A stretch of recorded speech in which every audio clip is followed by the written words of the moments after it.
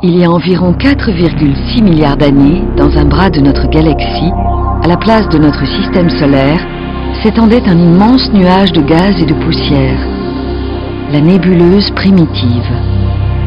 La matière qui compose ce nuage est surtout de l'hydrogène et de l'hélium, mais aussi du carbone, de l'azote, de l'oxygène.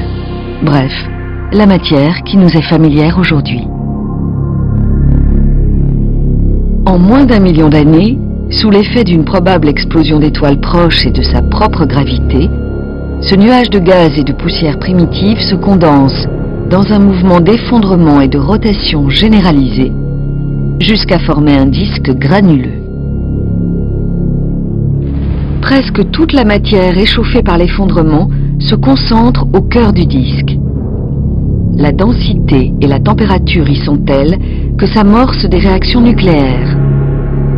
C'est la naissance de notre Soleil.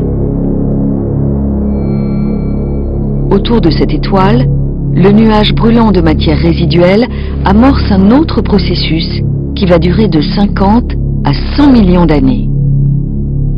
Poussière et gaz se refroidissent. Les atomes qui les constituent s'assemblent en passant de l'état gazeux à l'état solide. C'est la condensation.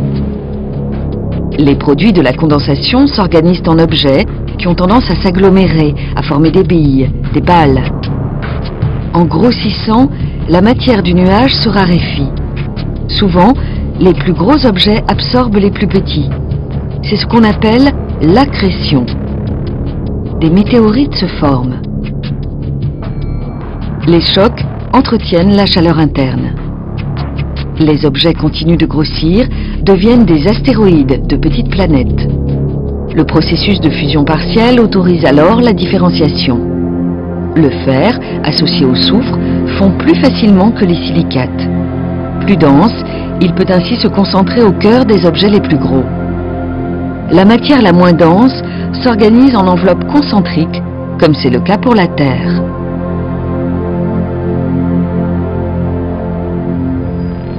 Souvent, les chocs fragmentent des objets non différenciés, d'où l'abondance de météorites de type chondrite. Parfois, les chocs fragmentent les objets différenciés, d'où les météorites de type fer ou les achondrites. Parfois, les collisions expulsent de la matière. La Lune, notre satellite, serait un morceau de matière terrestre primitive éjecté à la suite d'une collision avec un astéroïde de la taille de Mars.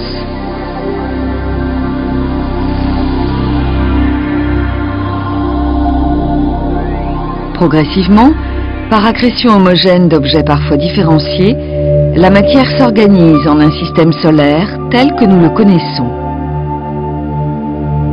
Notre système solaire et tout ce qu'il contient, y compris la Terre, des montagnes de l'Himalaya jusqu'au sang qui coule dans nos veines, tout cela a la même origine. Nous venons tous de la nébuleuse originelle. La matière de la Terre a une histoire.